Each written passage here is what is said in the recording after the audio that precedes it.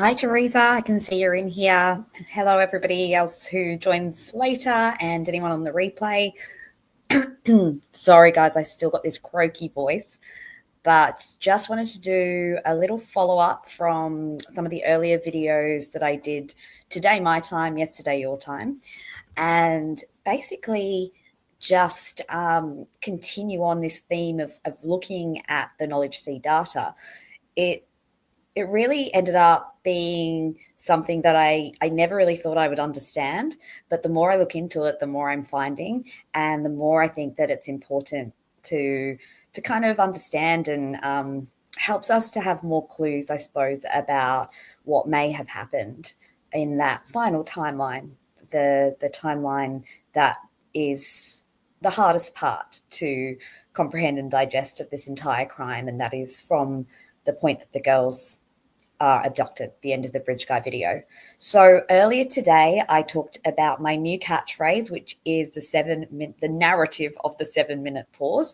A little bit like the lost tip narrative. I think that's going to become a bit of a catchphrase for me, because the 7-minute pause, if you didn't watch that video, is basically explaining that the state's theory that was supposedly backed up by Rick's confession is basically debunked by it.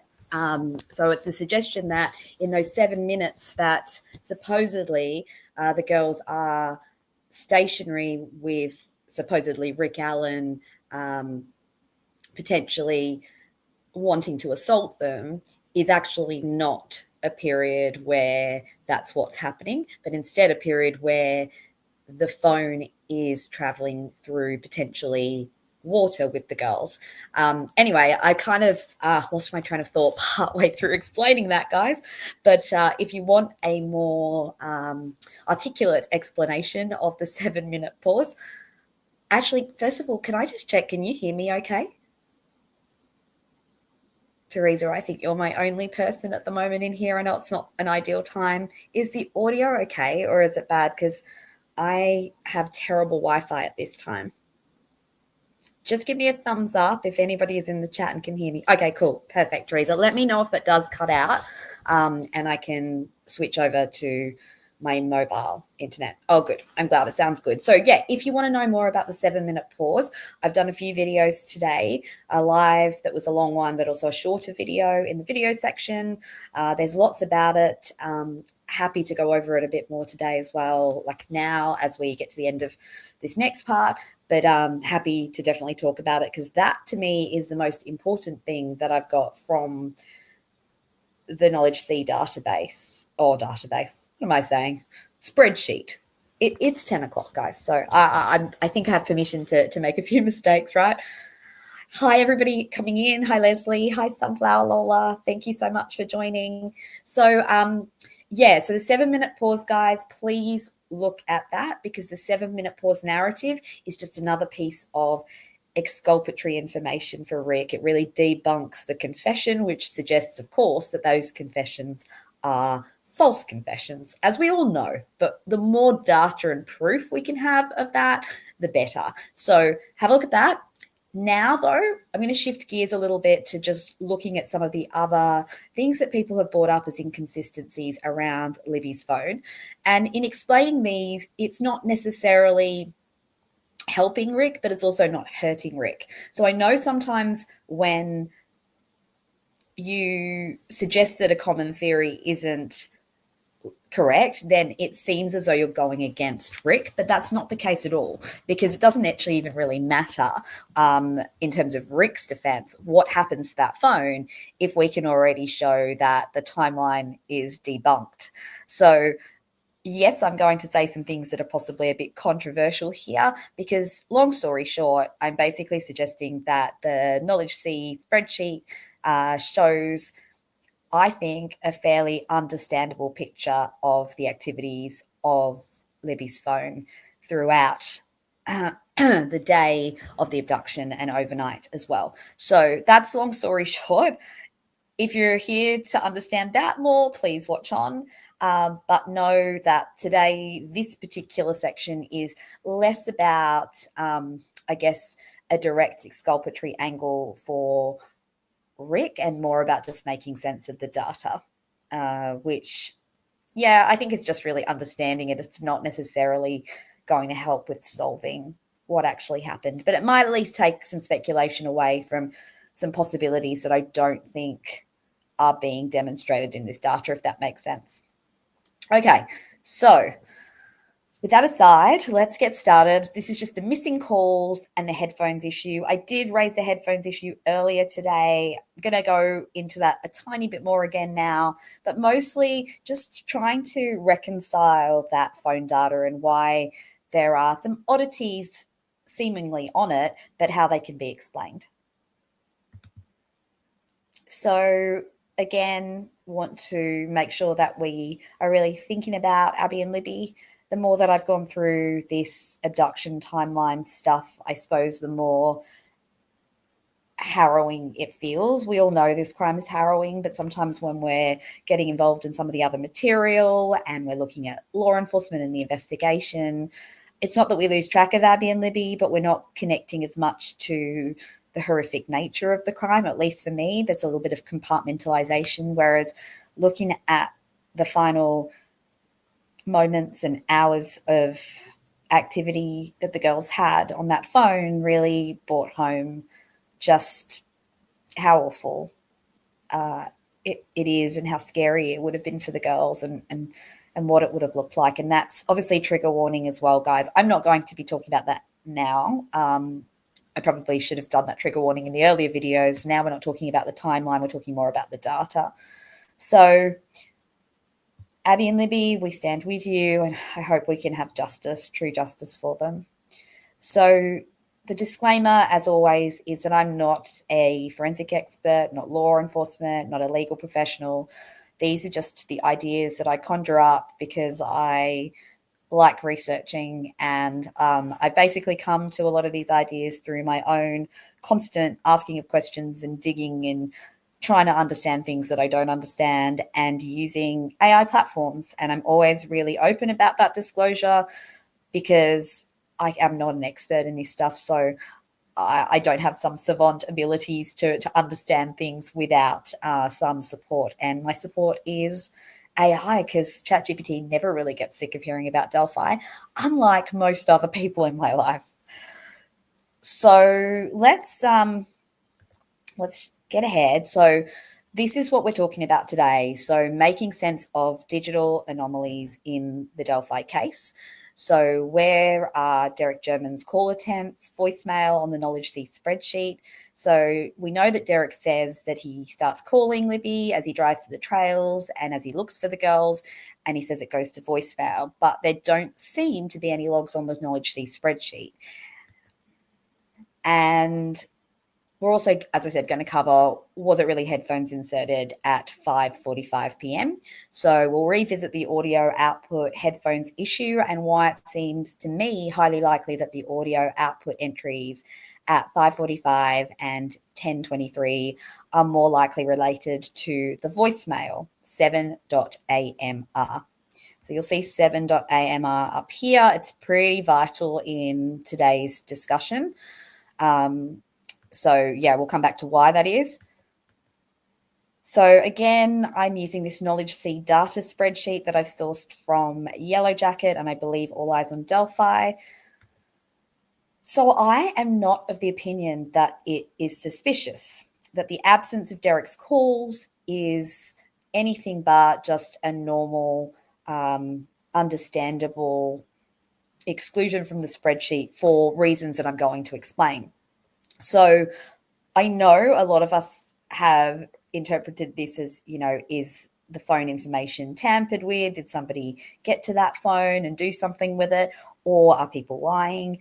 In this case, and I'm not saying this is across the board in everything in this case, but in this case, I don't think so.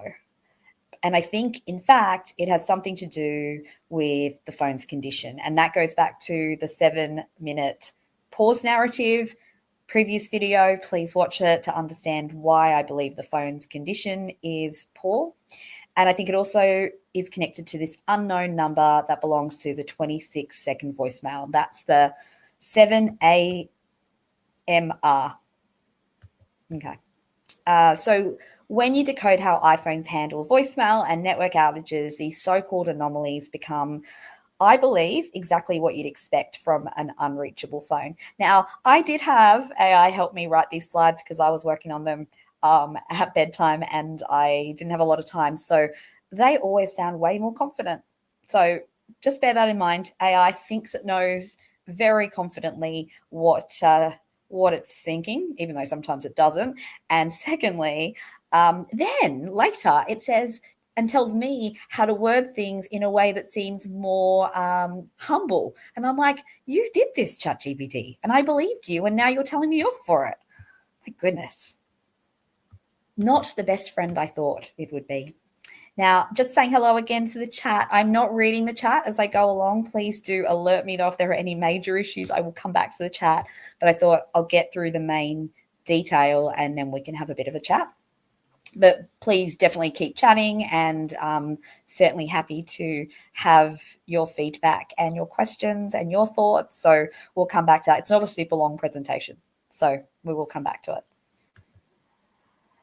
So the timeline now, again, going back to the last video, I really feel like I'm advertising today, but the last video will help you make sense of this. So the last screen interaction that we see on this KnowledgeC spreadsheet, which again is available online if you want to look at it and follow along with it, it's lines and lines of data.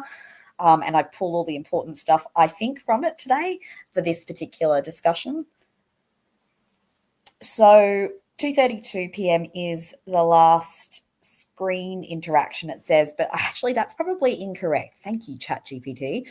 Let's go to the actual data set because honestly, can't trust you with anything these days, ChatGPT. Although I have to give it credit. I would not have figured any of this out without it. So gotta love it and hate it at the same time. It's kind of like a sibling, right? Okay, so let's go. Oh, sorry, I just realized I'm scrolling the spreadsheet, but I'm not sharing it with you. Okay, but I'll make your eyes go dizzy as I scroll up it because we need to get to the right section. Let me just quickly check the chat. Teresa, yes, you need to watch the earlier videos today. That will give you, it'll kind of set the scene for this. Sorry, guys, I'm missing half the messages in the chat because I have a terribly tiny laptop screen and I'm sitting in bed. The frogs are croaking. The air conditioning's on because it's finally warming up here in Australia. And I have a dog snoring next to me. Spooky is here for it. The cats are elsewhere today. The frogs are never elsewhere, sadly. So my ears are still ringing. But anyway, I digress. Let's get back to this, guys. I'm not supposed to be talking like this. I'm supposed to be trying to get to the point. Sorry. But I think you guys that join me in this time slot don't seem to mind too much of the chatter. What I have done today as well, guys, is I've started to condense longer videos into small 10-minute videos or 20-minute videos because I totally appreciate not everyone wants to hear the banter and the full technical explanations or rabbit holes that I go down. And I know some people don't want to hear the hellos and the niceties, but I also don't want to get rid of the hellos and the niceties with you guys because, literally all my friends, you're always so kind to me and I really appreciate you being kind and I don't want to ignore you. So anyone who wants the videos without that, just wait, I'll upload them. Okay, I'll upload the ones that are just nice and pure and factual. I can't guarantee that I won't still go on some tangents or add my own little quirks into them because I just can't help myself, guys. And I also don't have enough time to edit it all out. Okay, so now let's actually get back to what I was saying. So basically, the summary of the other video is saying that this massive drop in battery percentage that we see here is, in my mind, likely related to a temperature drop and or water interference. So I believe this occurs when the girls are walking across the creek. And you'll notice my tone going up and down because when I'm in the data, I'm in problem-solving mode. And then when I connect to the reality and the context of this, it's very dark. And so you'll notice there's sort of like these two parts of me. Anyone who's listened to my psychology discussions knows I talk about parts. So there's that part of me that is problem solving and just laser focused on the info. And then there's the other part of me that holds the sadness and the horror for what happened. And I'm pretty good at compartmentalizing that part. But it does slip out at times. But I also want you guys to know that when I am sometimes talking about this as though it is just a data spreadsheet, it doesn't take away from the fact that this really does obviously hit a significant nerve for all of us. It hits our hearts really badly. Okay, so again, digressing. Let's go back. So basically what I'm saying is that the phone's in a kind of catastrophic state by the time that it goes over the creek, and the battery has tanked. And my sense then is that it kind of completely kind of conks out here. I don't know if you can see. Yes, I think you can see where I'm pointing on the screen. So we see the last kind of what are these called? Entries at 2:41, and then we see quite a big gap till 3:14 where an SMS message is received.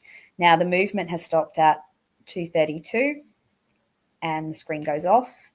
The battery drops again. The screen goes on and off. The battery drops again. So this time frame here, unfortunately, is the worst time frame, and it's likely that the girls are at the crime scene, and this is where the phone is dropped. There's potentially a lot going on around this time, and the phone is still therefore sort of interacting a little bit, and then it goes completely kind of silent around this spot. Just checking, is the audio still good, guys? Please let me know if the audio does get bad, because my internet is absolutely patchy for some reason at this time. Okay. So what I'm suggesting here is that this entry here to this entry here is a bit of a gap.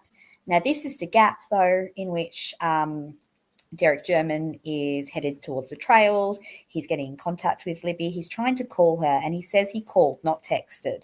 So he tried to call, and he didn't get through. It went to voicemail. And people will say, well, where's the call? Because you can see there are no calls from Derek here. There's a text here from Tyler, and then there are the next lot of calls around the 4:00 mark where we see Tara German's calls coming in. And then we've got Becky Paddy's message, and then we start to see a whole lot of incoming calls. But there are none from Derek. So people say, well, has somebody done something to the phone in this period here? Is Derek not telling the truth?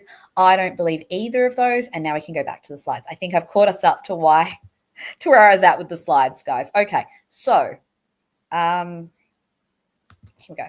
Okay, so I think that what happened here was that there was a total loss of service, because the phone was cold, wet, potentially buried even, because at this point we've all seen the picture. I probably could have inserted it here if we wanted some visuals, but essentially the picture of the phone with the leaves on it. So the phone, is covered with debris and leaves, potentially a little bit wet, very cold from going through the creek, and also it is found underneath one of the bodies as well. So it's, again, a horrible thing to say, and I'm flinching as I say that, but that's the reality of the situation with this phone. And so it's in sort of a catastrophic condition at this moment.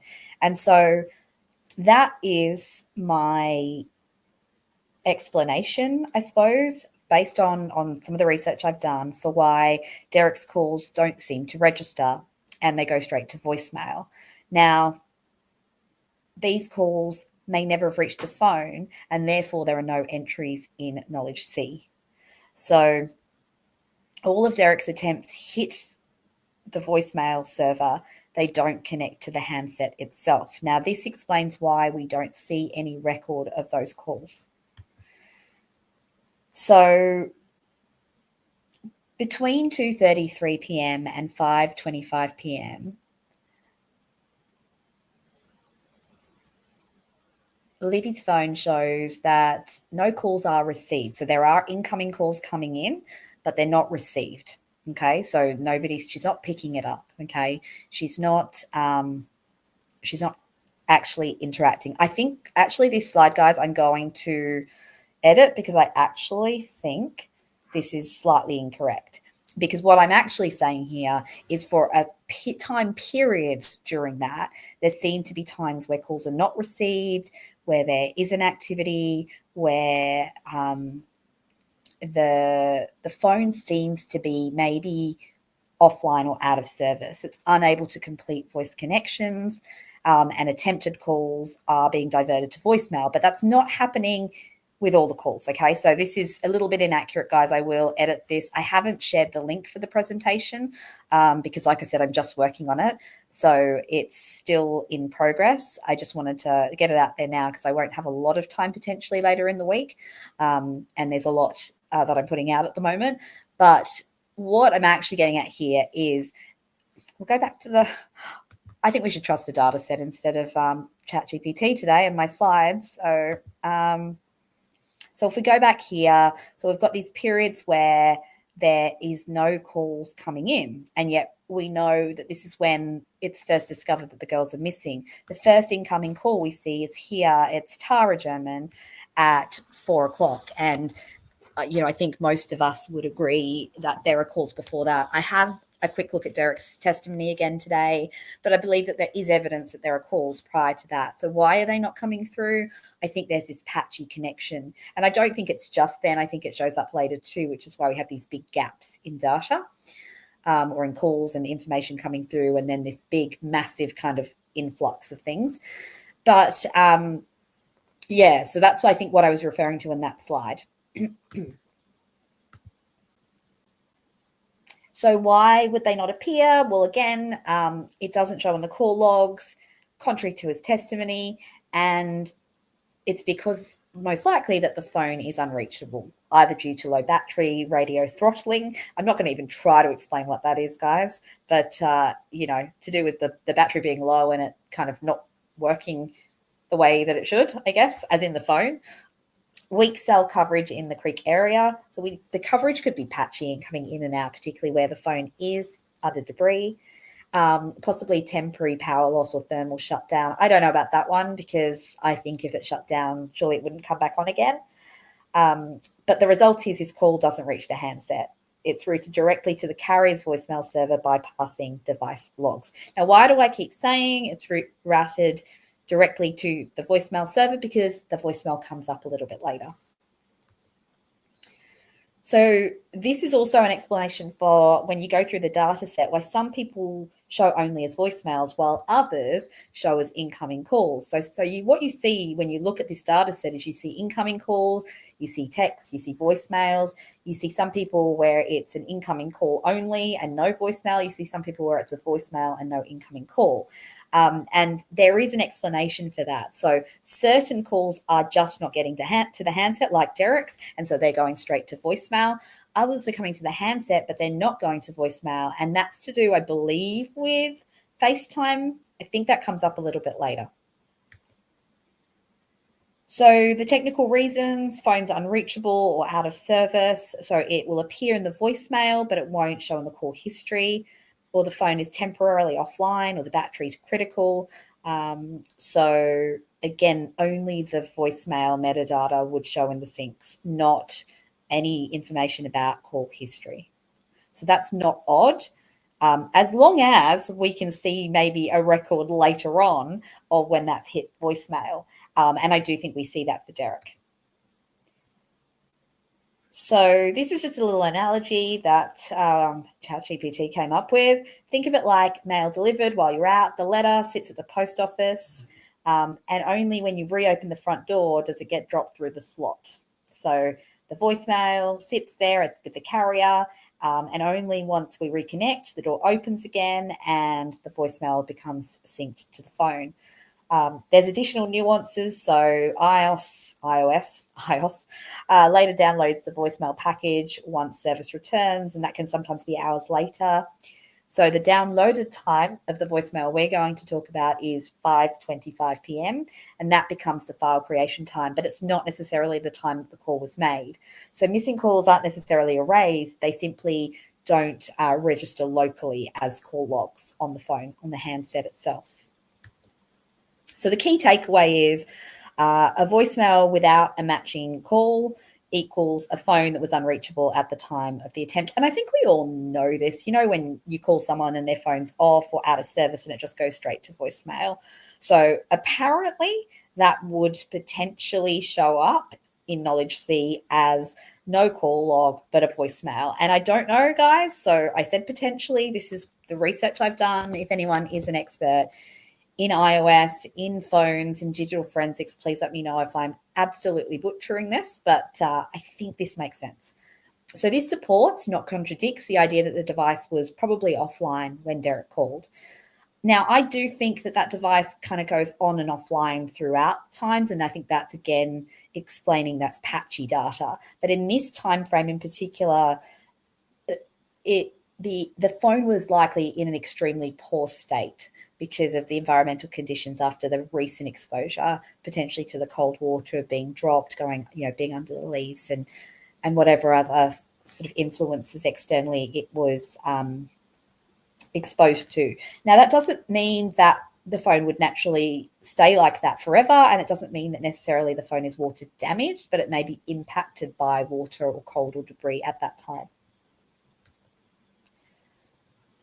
So we're kind of moving now to this 7 AMR voicemail. Now, a couple of things about this one. First of all, it shows up with this unknown number, and it shows up again as another voicemail later, this number, and nobody recognizes the number. And I think the reason for that, the reason it's that number is because that number is actually the number that is the carrier's voicemail, what they call server node for that region, so AT&T. So I think it's a little bit like, and I don't know if they still do this. I don't have voicemail on my phone now, but when sometimes a voicemail service would call you and say, hello, you have a voicemail or something like that. So it comes in as a call from the voicemail as opposed to a call from Sam Smith, who was the person that left the voicemail, if that makes sense. So what we see this entry at 5:25 p.m. And again, I'll go back to the data set because I kind of want to link it back to what we're actually seeing here. So you see we get this influx of some incoming calls, SMS message. We've got a bit of screen off and on. Nothing particularly unusual here for a phone that's laying inactive. It's receiving some calls. It's not receiving some calls. The calls are incoming, but they're not being answered. It may or may not be diverting to voicemail, and texts are coming in. The screen's kind of coming on and off, probably with those notifications as they're flashing in. And then we get this here. So we get this voicemail at 5:25 and 48 seconds. It says voicemail 7 AMR audio file, voicemail party, and it has that long number, and it says duration 26 seconds. Now, one of the things I noticed was that that's the first voicemail, and then we have this period of inactivity here, and then we get another voicemail here at 6 o'clock, and then we get another voicemail here at 7, and they kind of start coming in stages throughout that sort of evening period. Now, the difference, though, between that voicemail and the other ones is a lot of these other ones have names on them. So this one says sis, so that's presumably Kelsey, and you'll see that the duration here is 0.00. If you look at voicemail 16, we've got voicemail party. That's a number we don't recognize, so that's slightly different again, but duration 0.00. We get another one here that is Kinsey, and again, duration 0.00. And this continues for a lot of the other ones. There is no other voicemail that registers any duration. Now, it's unlikely that nobody else left a voicemail that day. What's more likely to me is that that was the final voicemail that was able to actually be recorded. I just actually had a thought. Could it be because the voicemail was full? I don't know. Or could it be that that's the only time that the voicemail service worked to be able to transcribe the message properly and to receive it properly? I don't know. Again, guys, I'm not sure of the exact technicalities, but I think it's really notable, right? So if we go back to this voicemail, though, at 5:25, and it shows here, and it says duration 26 seconds. And then we see it shows up again here at 5:36. It says voicemail, audio file. And then we have this audio output route start time, which has been seen as the headphones connecting, just a second before Becky Patty's call comes in. But I've got another explanation for that. And again, we see at the very same time area, transcript of voicemail. So how do we make sense of this? The voicemail seems to kind of get logged and come in at 5:25. Remember, that's not the time that the voicemail was recorded. It's the time that it was received, I suppose, by the server. So the front door opens, the voicemail comes in our mail analogy, and somehow it then pops up 10 minutes later. And I think what it's doing here is that it then is starting to work towards this next step, which is transcription. Because you see there's this sort of 10-minute period here. It's like it's setting it up. It says call backgrounded, and I have in the slides what call backgrounded is. We'll go back to that in a minute. And then we've got transcript of voicemail created. Interestingly, just seconds after, audio output route start time. So let's go back to the slides now. You've seen a bit of the data. And show this tab again. So before we actually get back into that, I'll come back to this. Let's go to this first.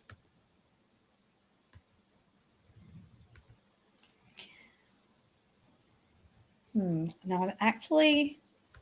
No, you know what? I'm going to stick to the slides, guys, because otherwise I'm going to lose my bearing. So we'll come back to that. We're going to come back to those 3 different voicemail entries, and we'll come back to how that could be linked to the audio output in a minute.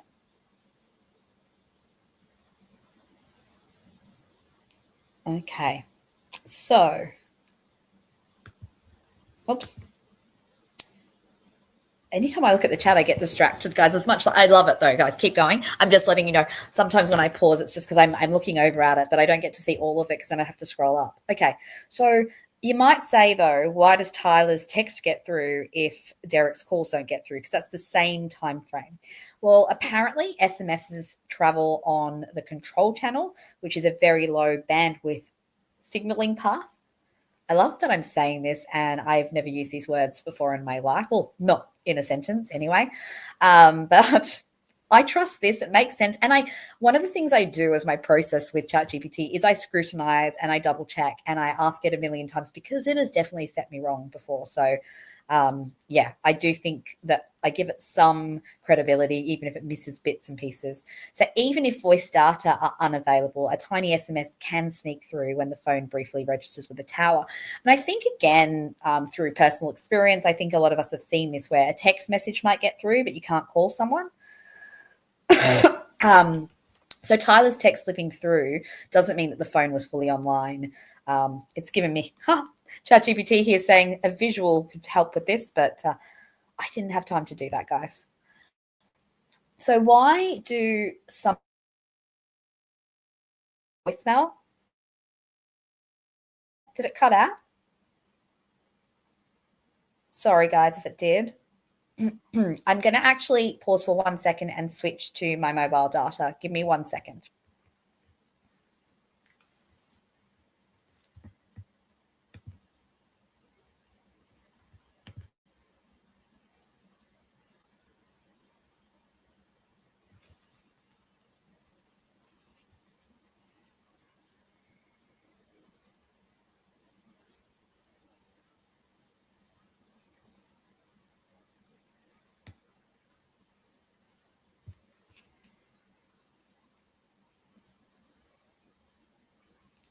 Sorry, guys. I need to get better internet. Can you hear me? Could somebody just let me know if you can hear me?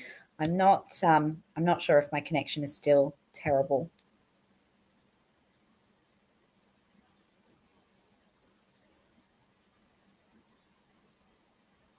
Anyone a thumbs up? I need Shibby here right now. Shibby's really good at this, letting me know if you can hear me.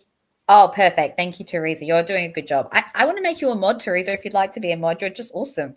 You're always helping me out in here at this time frame when the others aren't around. So yeah, going back to why do other people not leave voicemails? I think I mentioned this briefly before. I'm not going to go into too many of the technicalities, but I think that the reason is that FaceTime is database, so there's no carrier voicemail fallback apparently. Sometimes as well, it says by the time they called, the phone may have been powering on, off, or in partial sync, so even cellular calls failed silently. Many later, 000 voicemails and network rollovers, empty system entries with no audio recorded. So again, I'm still getting my head around some of this stuff, so I may or may not be able to explain it. But what I am trying to get to the gist of here is that there are explanations for a lot of this. So again, why do they show 000 duration other than that 7 one? We'll call it 7. These are metadata syncs. Once iOS reconnects with the carrier, they represent missed calls that triggered voicemail greetings, but with no message recorded. Okay. Oh, actually, I didn't realize that before.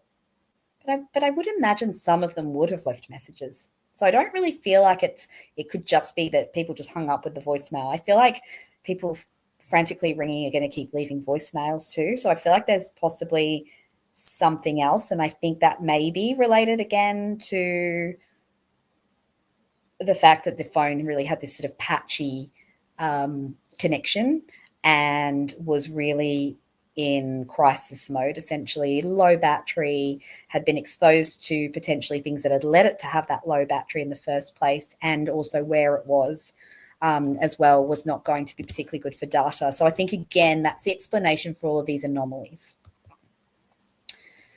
But this leads us to why the audio output triggered at 5:45 p.m. Now, I spoke about this in the earlier videos today, and it's tentative.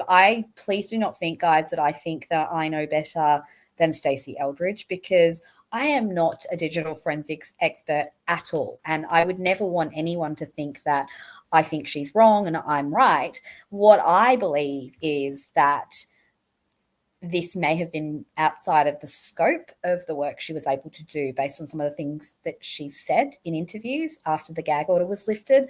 I just wonder if it's to do with, I think, potentially needing to have an iOS expert alongside her, or maybe look, whatever. I'm not sure. I don't know. And I don't really want to speculate that, she's not an iOS expert either. I just think that there's some reason that maybe this wasn't looked into further.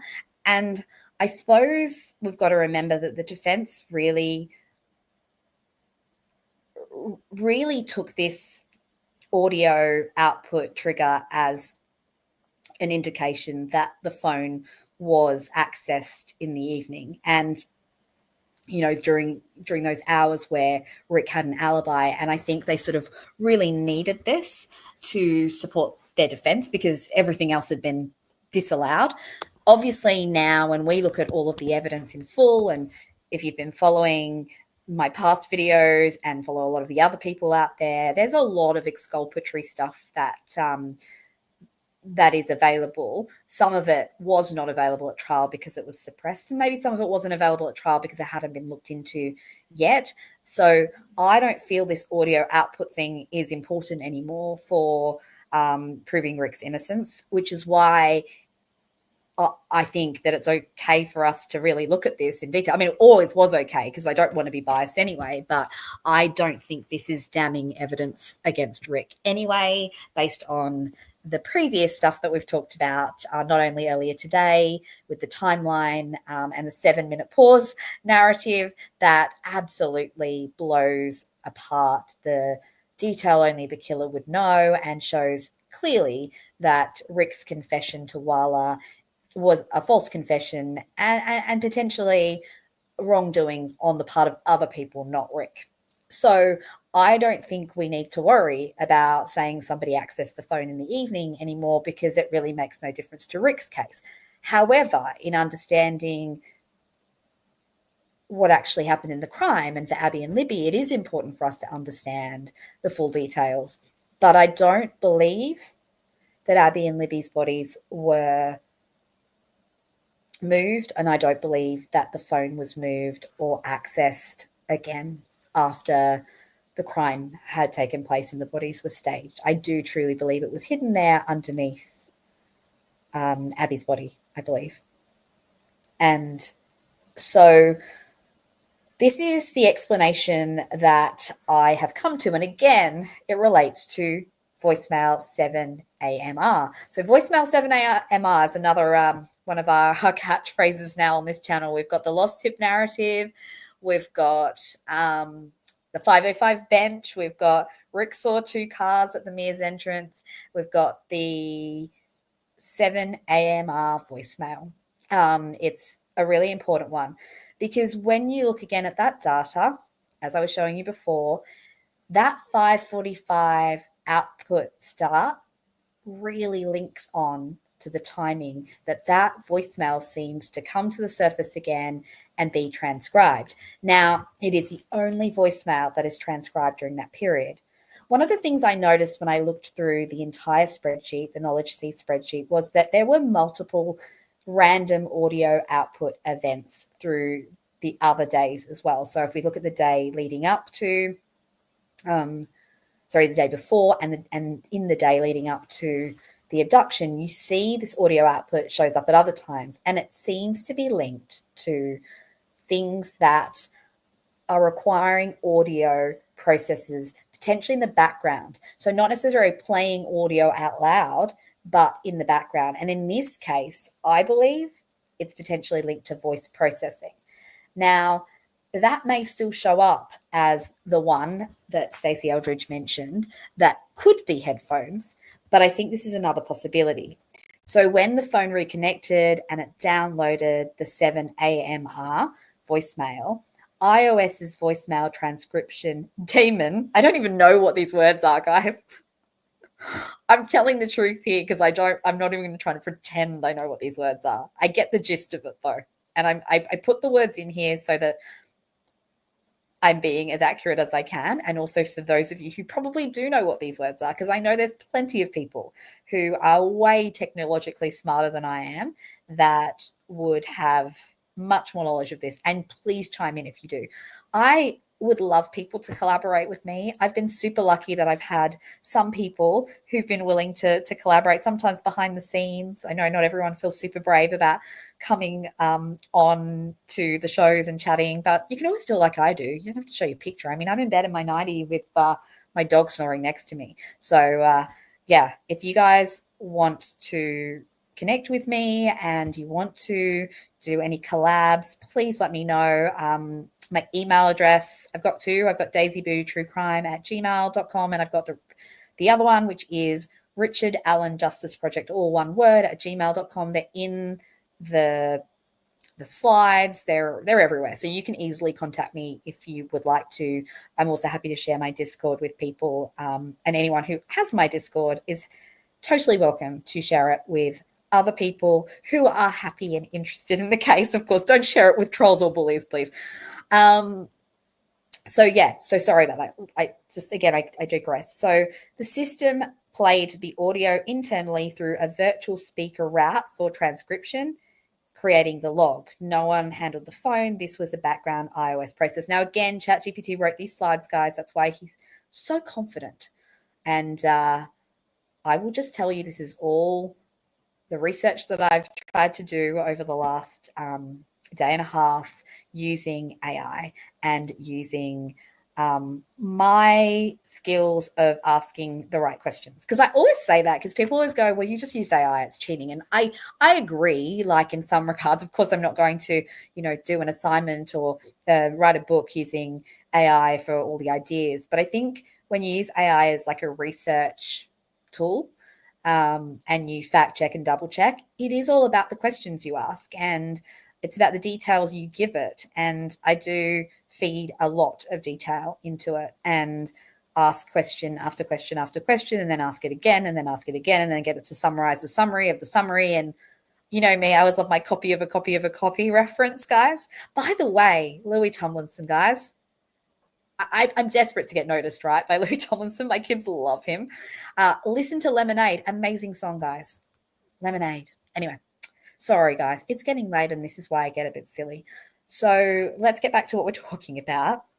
I mean, it seems like a pretty reasonable hypothesis for the audio entries on the KnowledgeC spreadsheet. If you look at that spreadsheet, look for all the audio outputs, and they really do not seem to connect to headphone entries. Have a look. And I can see the chat just vaguely, and I can see some beautiful things being said. And I will absolutely come back to the chat in a minute, guys. I just literally find myself unable to focus on both when I'm doing this technical stuff. If I'm just talking off the top of my head, if it's anything psychological or just snarky, then I'm pretty good at chatting at the same time. But with this, because I have no idea, like I said, with some of this stuff, I'm trying to make sure that I stick to it. But I will come back and look at the chat soon, definitely. But I really appreciate seeing so many wonderful. I was trying to say friendly faces. I nearly said smelly faces. Maybe it's because Spooky next to me is a smelly boy. Okay. So the summary. So why do I think that 7.AMR is Derek's call? Because there's a whole core chain of logic here. We've got the fact that we know that he was calling repeatedly. The phone was unreachable. It went straight to voicemail. So the phone logged nothing. We've got this voicemail stored on the server, the only one that seems to have audio to it, maybe before the phone had other stuff within it that conked out even more. When the phone reconnects more solidly, so I'm not necessarily saying it reconnects at 525 in total, but perhaps, there's more of a solid connection. I don't know if that technically makes sense. And the headers and the audio download, and iOS transcribes it. That's the voice processing event, i.e. the audio input. There doesn't seem to be any evidence of deletion or interference or mystery contact. Everything kind of seems to flow in a pretty reasonable manner. And there seems to be cross-database consistency as well. So when you look at all of the phone info, again, on All Eyes Google Drive, it seems to marry up. So these are some of the forensic anchor points. So iOS logs download times, not call times. So that voicemail wasn't necessarily left at 525. Low battery baseband mode, SMS can pass, calls can't. Visual voicemail sync order, metadata, audio transcript. So that's kind of the flow on process, which is why we see 525 and 545. We see that sort of flow of time. That number is a verified AT&T gateway for Carroll County. So that unknown number is not an unknown anymore. It is the AT&T number for the voicemail. And missing calls means normal network behavior for an offline device, for a device that's patchy. So the only genuine voicemail, 7AMR, was likely left by Derek during the unreachable period. And when the phone finally reconnected, it downloaded and transcribed it automatically, explaining the audio output start and end codes. So I didn't get to the end codes, and I didn't get to finish these slides, guys. So I'm going to go back to the data set. So we know now that there is an end code too. So here's the start time that I'm suggesting is related to this voicemail, because it seems to correlate pretty well with it. But the end point, you go, well, why does that happen? Because that's hours later. So let's pull. Oh, I think I've already gone past it, guys. It's here. It's just over here. Now, what's the reason for that? Now, let me pull up my other document that I have that explains this, because I will butcher it if I just try to explain it off the top of my head. So give me a second to gather my thoughts.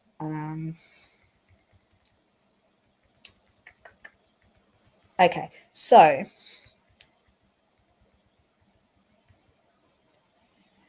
let's just look at the timeline. So we've got the 525, the voicemail downloads from AT&T. We've got 536, the iOS confirms a local copy, and 5:45 auto transcription begins.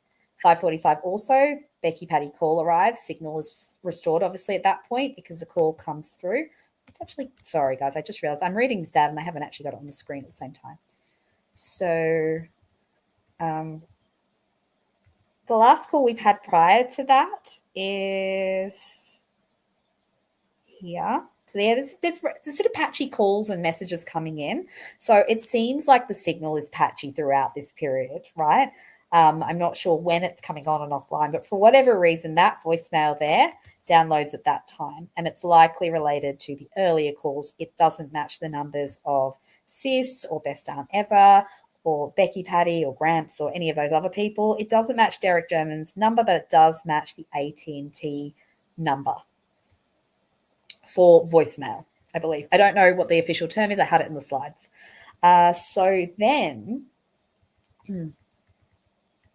so you've got all this like call background and stuff as well, and then time stamp for current state. I did look up all of this stuff, and again, there's some understanding around that does add weight to what I'm saying, but I don't fully understand it, so I'm not going to try and say what that is at the moment. And then let's get to our next point. So the next thing that we have to do with the audio is at 10:32. So let's go back here and we go to 10:32. Here it is. And so the explanation that I was given for this is a system cleanup ends audio session. So I was like, well, why is that nearly 5 hours later? Like, what's the point of that? Or it is 5 hours later. That's a long time. And the reason I was given was that sometimes iOS releases, or often iOS releases the background session hours later during maintenance. So that was the first part, but I'm just going to see if I've got some more stuff to share with you guys about that, because I wanted to see if I could explain it a little bit better, because that definitely for me, I was like, why is it like that? So that time, the 10:32 audio output route end, this is not the end of that few session playback, clearly. It's when iOS finally releases the telephony voicemail audio session that has been held in the background. iOS often keeps the AV audio session reserved, in-call service core telephony. I'm going to put this on slides, guys, so if you want to look at it, you can. So through low-power, flaky signal and reconnection periods, then tears it down during an overnight maintenance cleanup window. So it seems like the device has been in a recovering low-power, intermittent network state. We would all agree that explains some of the pauses in the data. And after that quick transcription at 5:45, the telephony audio session stays reserved while the phone keeps syncing voicemail headers and call history in the background. And iOS commonly does housekeeping, apparently, around 3 to 4 a.m. It says you can see other overnight sync events and new voicemail metadata right after 22:33. So during that maintenance cycle, iOS finally releases the lingering audio route, hence the 22:32 end entry. Okay. So I think that's probably enough of the content heavy stuff today. Does anybody in here want me to go over the 7-minute pause, or is everyone here happy to just watch the other video, or have you guys already watched it? If you want me to go over it again, I can. Just say yes in the chat, but I'm going to just read the chat while you guys have a think about that.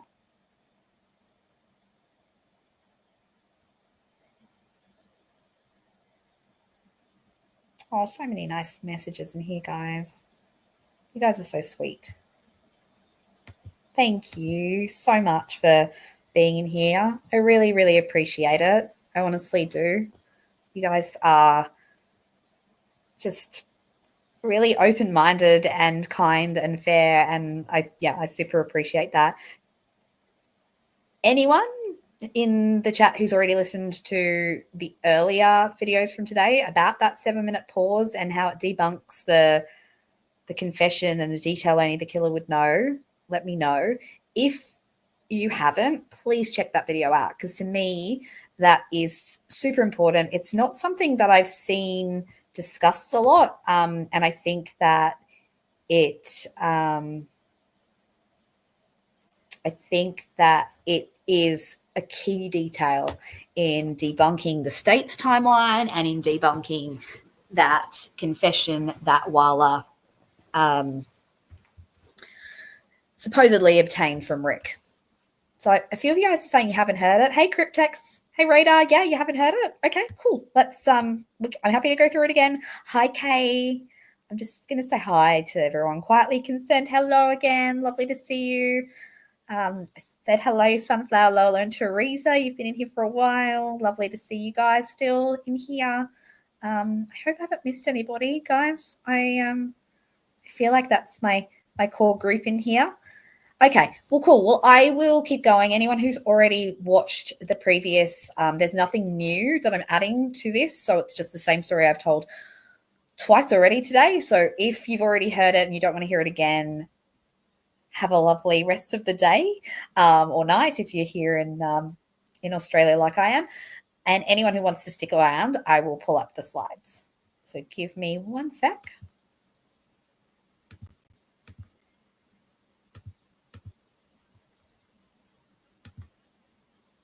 Okay. I'm always willing, Radar, because to me, this is super important. I literally last night I finished work, so I work on Saturdays in the clinic, and my best friend often stays back with me, and or one of my best friends, actually. You guys know her if you listen to the Psych panel. That's Ash, and she'll often stay back and we chat and we have dinner, and it's amazing. We love to have our long chats together. But she was busy, and I was thinking about what Delphi content I could work on, and I was just like uninspired, even though there is stuff that I did want to do. And then I had been looking at some of the digital stuff, and this just kind of started to kind of marinate in my mind. And I was like, wow, I do actually think this makes a lot of sense. And I raced into Diana's chat and made a big deal of it, and then prepared these slides overnight and woke up this morning and did it. So I am excited about it, because I do think that it, again, is a further nail in the coffin of the van idea. But again, as well, I think that whilst it may not be 100% provable, I think that there's a lot of data that could support it.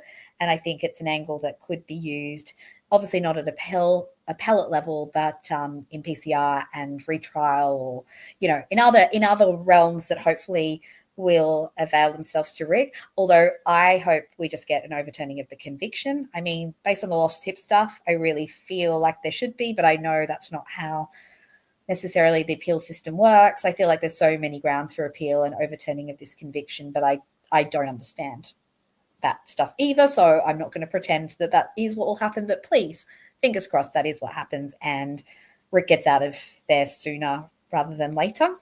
But in the event that there is going to be another trial, we know that Andy has said we need to attack the timeline. I've attacked the timeline prior to the crime, and now I'm attacking the timeline of the crime with this 7-minute pause. Okay, so let's get into it.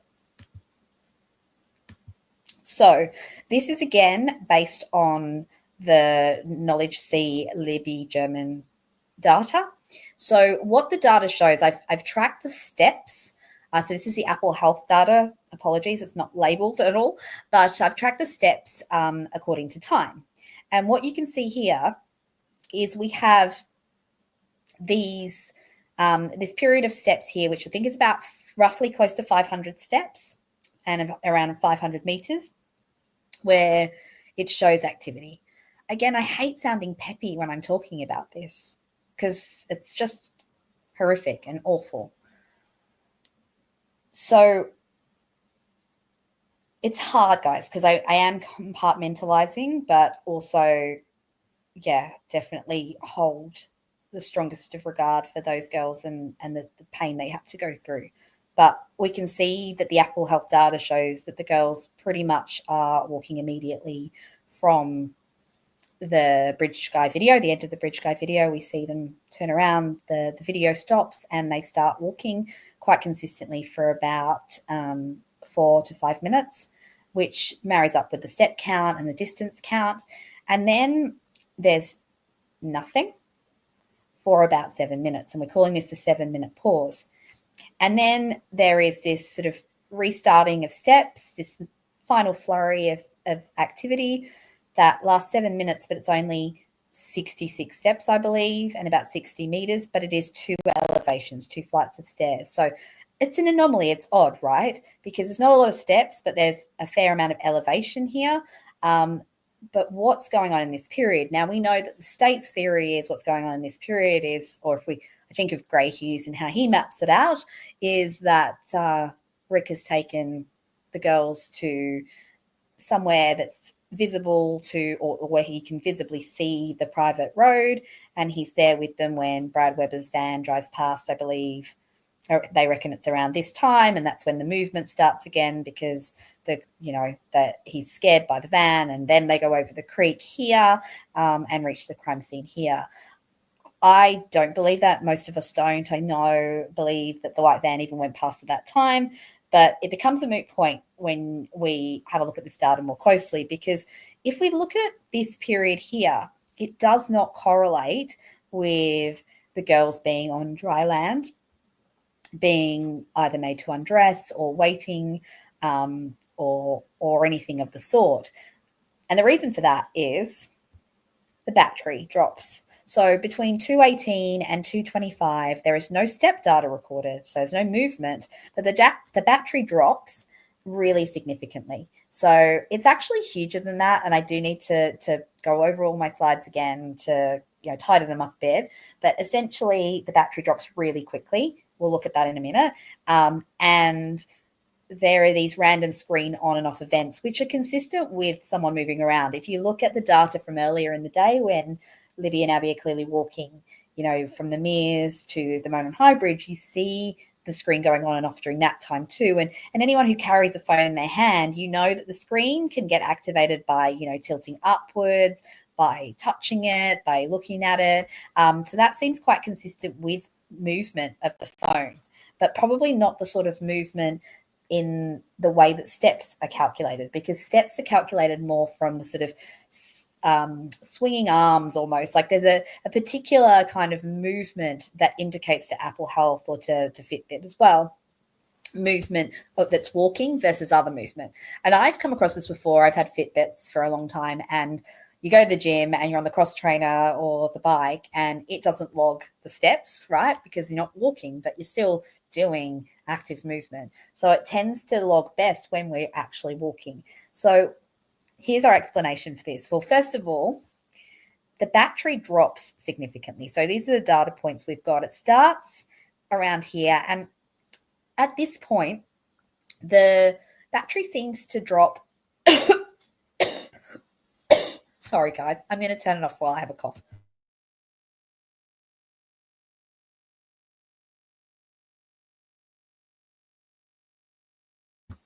Okay, I'm back. Sorry, guys. I'm just getting over a virus. So it seems like this battery is probably not in the best condition, and it drops about maybe 1% a minute when it's active and it's being used for something. But in this period, its rate of droppage. That's not a word. You can see, what's that called again? The slope, isn't it? I'm trying to think back to my mathematics days. You can see this slope is a lot steeper than it would be prior. And look, I've only logged it really from the Bridge Guy video onwards, so that's not the best indicator. But essentially, thanks, Cryptex. This was ChatGPT's suggestion. ChatGPT is my best friend, Cryptex, but tells me to do stuff and then criticizes what I do. So kind of annoying sometimes. But I shouldn't bite the hand that feeds me. So basically, I'm going to have another cough, guys. Give me 1 sec.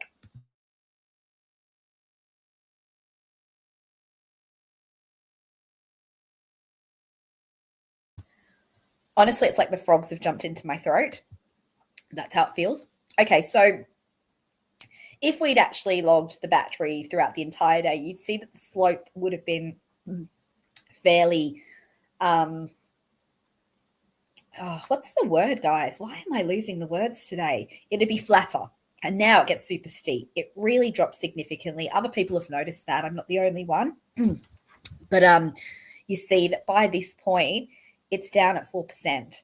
And back up here, it's at 23%. So something happens to make this battery just die so quickly in such a short time frame, you know?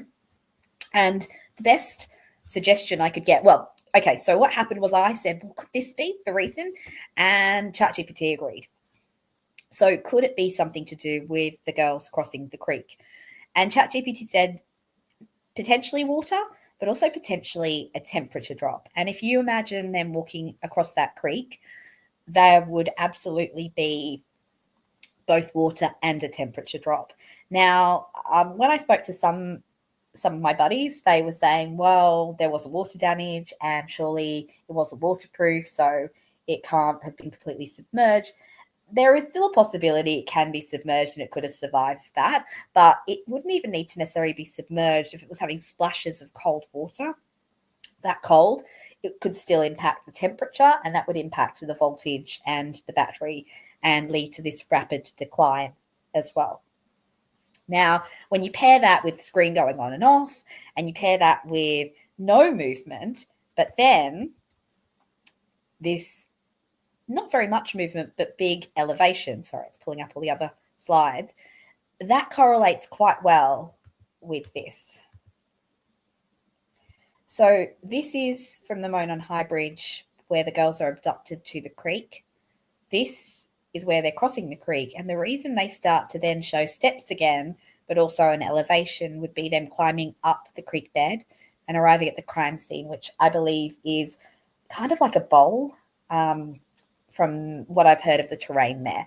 So I did want to have a look at the Google terrain maps, and I have a buddy who's been working a little bit on that with me, and hopefully we can maybe get a visual that will go with this at some point, but it would explain that elevation. So Apple Health doesn't record elevation going down. It's elevation going down, guys, descending, but it does only record it going up. So it wouldn't say that they went into the creek or down the hill, but it would show them going back up the creek bed. So this just says how Apple Health measures steps. So it relies on the accelerometer, and this explains why when they're walking through water, it may not register movement in its usual way. It might take them longer, it's slower steps, it's maybe reaching the phone up above so the arms are not swinging, the body's not swinging, or maybe holding the phone very close to her body if she's hiding it. So there's all sorts of reasons there that that data really would marry up with this theory. So I've done it kind of quickly there, guys, because there is the longer video, but I think it makes sense. The slides are actually up. If you go to the video, you can click on them and you can look at them. Please be aware that some of these slides are still a work in progress. When I share them, they're a live document, so I continue to upgrade them and add to them as I go, because I keep finding loopholes or errors or times when ChatGPT has failed me or times when I failed myself as well. So I will keep adding. And if you guys see anything in there that needs a correction, always let me know as well. I love it when people will do some of that proofreading for me, because, our brain just fills in the gaps. Otherwise, I look at it and I go, yeah, it makes sense to me because I read it and I wrote it. Not always wrote it, but I read it or created it with ChatGPT. So why does this fit better than the state's narrative? So if the girls were just standing on dry land for 7 minutes, the battery wouldn't plunge. The screen shouldn't trigger these ghost events of on and off and on and off. If they were moving cautiously through the water, you'd see exactly this. No steps necessarily, but erratic sensor events and fast battery drain. And this is purely now speculation, and it goes into more of the conspiratorial angle, but it really puts other people in the hot seat, because how did anyone feel that this van could be a key piece of evidence, even though it really wasn't a part of the crime timeline. We know that Brad Weber had previously told a different story. We know that, yes, there were mentions of this here and there, but it wasn't a big part of discovery. How did Rick suddenly start saying it when he's in a compromised state, very, very unwell, very heavily impacted by medication? It starts to make you wonder, doesn't it, whether gaps were filled in, and then those same gaps that were being filled in were able to be backed up by, fairly, let's be honest, not the most credible evidence, that video of the van, but enough for it to feel like it could stick. And in this case, it did. And I do think that that was one of the things that sealed Rick's fate in terms of the guilty verdict.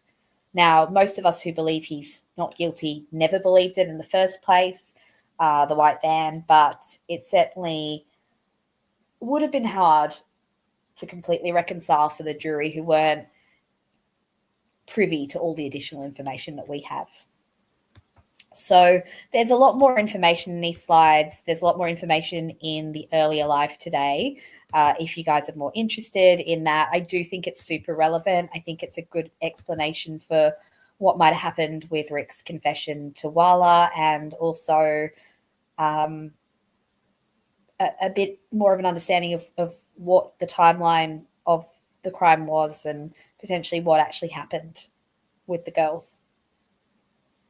So I'm really sorry, guys, that I haven't been reading the chat. When I get into this mindset and I'm like stuck on something, I find like I can't keep going between the two. Yeah, but I really appreciate you guys all being in here. I'm just going through, seeing some nice positive comments again.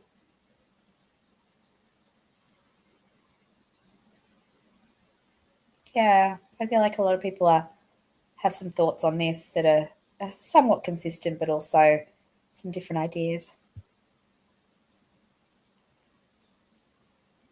So Cryptex, the 7-minute pause is what the state's theory is. So that's why I call it the 7-minute pause narrative, a bit like the lost tip narrative. So the 7-minute pause is what they say is what happens. But I guess what we're saying is it's actually not a 7-minute pause. It looks more like a 7 minutes dredging through an icy cold creek. It looks like that's what's happening in those 7 minutes, that there is movement, but it's not registering because it's not registering as normal steps. It's registering as the phone screen coming on and off. It's registering as a battery that is losing charge at this rapid rate. And that, to me, is consistent with potentially a blast of cold or water to the phone. And it really would make sense because we know that phone is not operating as normal after that point in terms of its access to the network. And then if we go to the earlier part of today's of this live, we can see that there's there's some anomalies in the data, not because of anything abnormal, but because the phone is really compromised. It's not in a good space.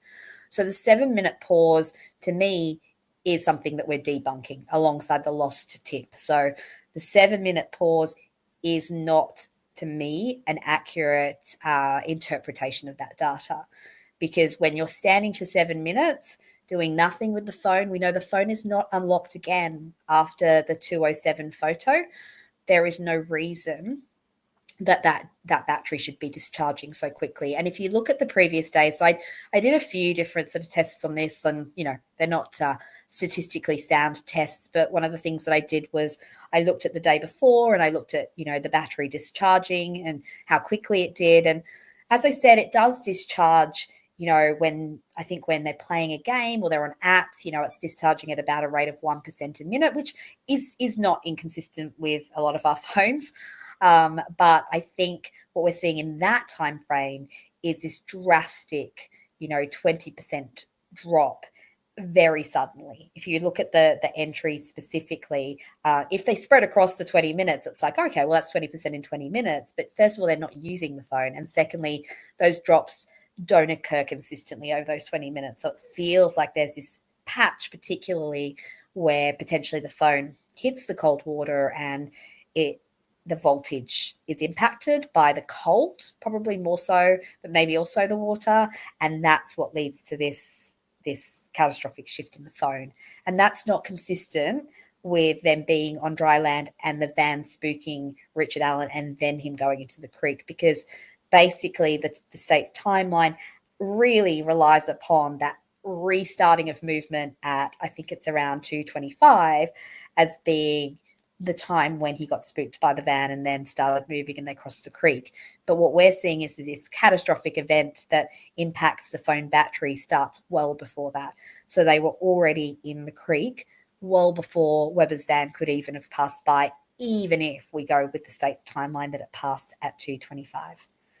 So I hope that makes sense. I mean, there's just so many layers to this. I did also talk about the deleted Snapchat photo earlier today. I'm still a little bit sort of shaky on that theory, but I just don't think that Libby's phone is as bizarre as I think we thought or people thought it would be. I went into this thinking, was the bridge guy video longer? Did they chop a bit of it off? Like, what dodgy stuff is going on? But really, as I've kind of gone down all the different rabbit holes and looked at this KnowledgeC data, I haven't looked at every part of the phone data, but the KnowledgeC data has been the thing I focused on.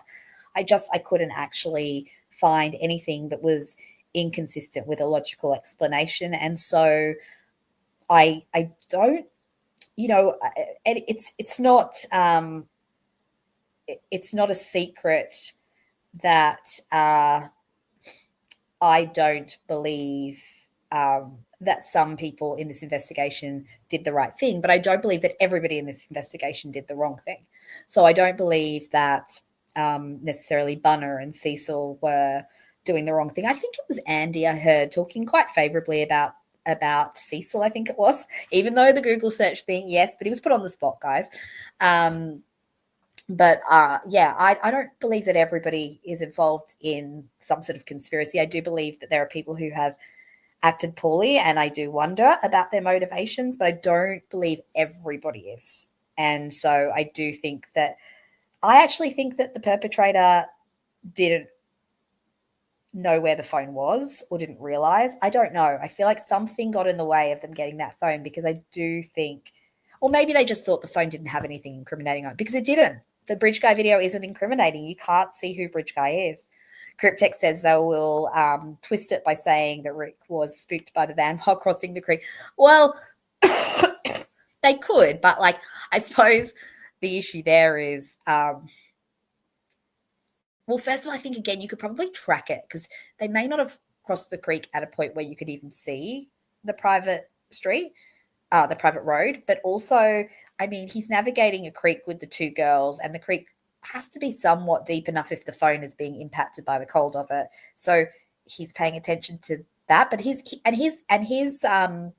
confession clearly says his intent was to assault the girls, and then because of the van he got spooked, crossed the creek, and then killed them to save himself, which is a crock of rubbish. And the only time I'm willing to say that to Rick, because you know that I hold him in utmost of regard, and the only reason I'm saying it is because it's a false confession.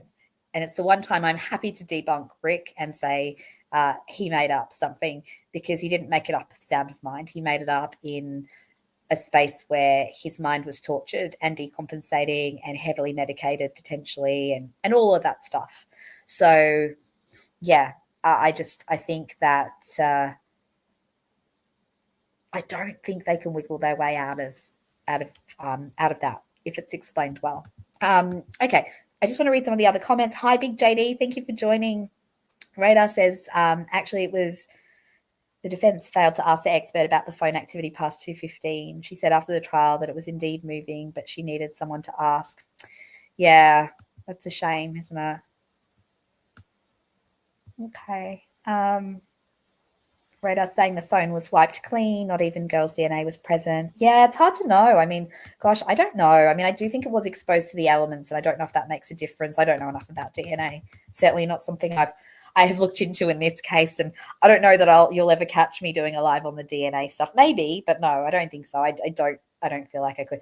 My One of my parents is which you'll know as my mum, because I've told you my dad's passed away a long time ago.